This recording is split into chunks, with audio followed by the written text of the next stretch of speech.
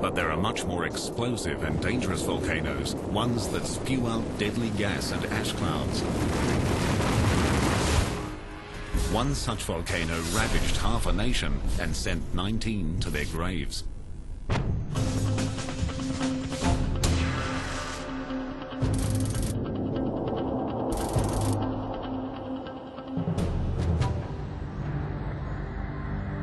Montserrat is a lush and tranquil Caribbean retreat.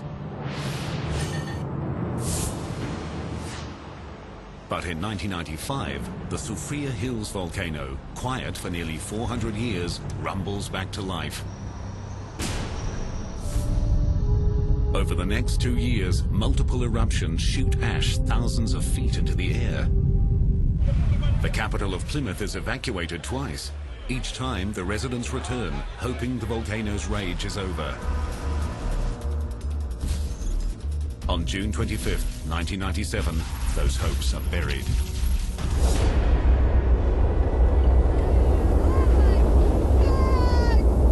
At 1 p.m., a giant ash cloud erupts nearly 10 kilometers high. In the next 30 minutes, close to 800-degree mixtures of ash and rock race downhill at more than 100 kilometers an hour. The lethal clouds are called pyroclastic flows. Roy Daly lives 3 kilometers from the volcano. He hears the eruption and rushes outside to see the flow racing by him, less than 50 meters away.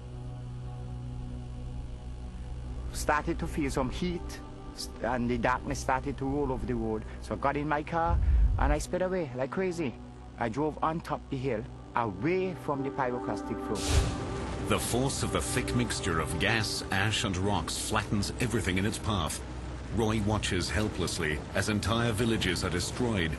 He's managed to escape the pyroclastic flows, but he's not out of danger yet. I was scared to death. I thought I wasn't going to live. It was so dark that if you put your hands to your face, you couldn't see them. Hot ash raining down on you, real hot ash. I felt scared. I couldn't move, I couldn't see, I couldn't breathe properly. So, of course, I felt I was going to die. But I was hoping I didn't die, and I didn't.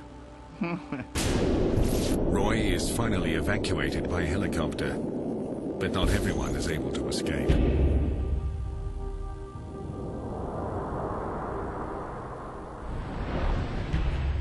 Dr. Sue Laughlin is the director of the Montserrat Volcano Observatory and a witness to the eruption.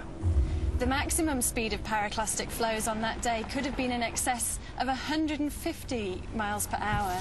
Even though people saw it coming, there was very little they could do to make their escape.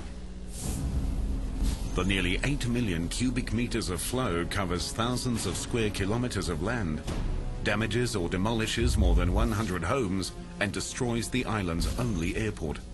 Other than one ferry service, Montserrat is cut off from the rest of the world. But the volcano is not finished. Over the next 4 months, eruptions and pyroclastic flows continue to devastate the island. We had over 70 explosions in 1 month. Sometimes there were 4 explosions a day. Each explosion generated a mushroom cloud which rose rapidly to great heights above the volcano. Each explosion generated pyroclastic flows which spread in all directions around the volcano. You can see behind me the impact on Gage's Mountain of surges as they came over the mountain during one of these explosions and singed and burned all the vegetation there. The pyroclastic flow's toll on the island's natural resources is immense. The human toll is 19 lives. The cause of this violent and tragic eruption lies deep below the lush island. The same process that created this tropical paradise threatens to destroy it. Here, the North and South American tectonic plates collide with and plunge below the Caribbean plate in a process called subduction. The subduction takes place at about 130 kilometers depth. That's about 80 miles below the surface of the Earth. As the plate goes down, parts of it melt, and this forms magma. And the magma works its way up to the surface over many thousands of years. Unlike Kilauea, the SHHills Volcano produces thick magma. Over thousands of years, it forms the classic steep volcanic cone called a stratovolcano. The magma contains a variety of gases, all under intense pressure. It slowly rises until it reaches the Earth's surface when the pressure is released. Just like a bottle of champagne, the gases suddenly expand and the volcano violently erupts.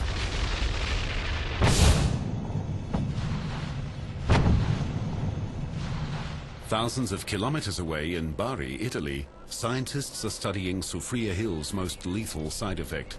The purpose of these experiments is to understand the dynamics of pyroclastic flows, so to be prepared for the next events.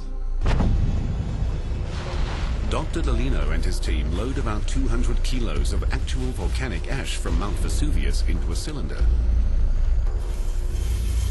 Pressurized gas creates an explosion that ejects the ash. The volcanologists track the height, direction and density of the ash with a variety of instruments and high-speed cameras. Next, researchers will match the test with the topography of specific volcanoes. They'll then be able to pinpoint specific areas where pyroclastic flows are likely to strike. Local authorities can evacuate those areas prior to an eruption, potentially saving many lives. But tragically, for those in the path of stratovolcanoes like SHHills, pyroclastic flows and ashfall aren't the only threats. Every year, between 1,200 and 2,000 millimeters of rain fall on Montserrat. Heavy rains run down the channels created by the pyroclastic flows, transforming them into massive mudslides called lahars. Most of this debris that we see around us is caused by lahars, washing all the pyroclastic flow debris further down the hill and progressively burying Plymouth under all this mud and boulders. Lahars have buried so much of Plymouth that the city has been permanently abandoned. They were the volcano's final salvo in a brutal one-sided war. The SHHills volcano destroyed more than 1,000 homes, left more than half of the island uninhabitable, and destroyed the nation's capital. About 4,500 people remain on the once thriving island of 12,000. It was sad to see people just having to go by droves out of Montserrat. But it was understandable because these people had lost their properties. It was a pure strength why I stayed here. I mean, you had no place to go, no place to live, with families and friends, being shacked up still in schools and churches. It was difficult and it was very sad. But the volcano has also created new opportunities that have helped revitalize the island.